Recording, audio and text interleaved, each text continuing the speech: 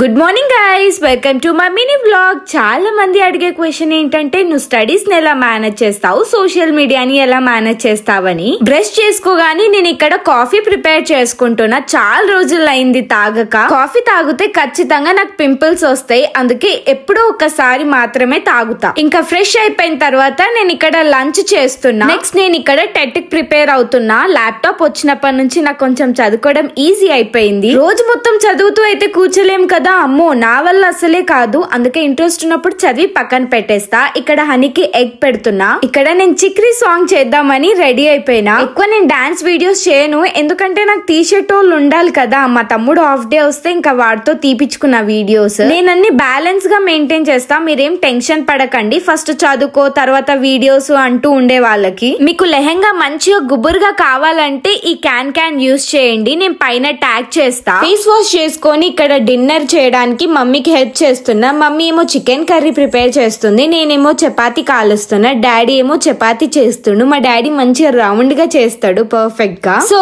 ఇదన్నమాట నా day routine.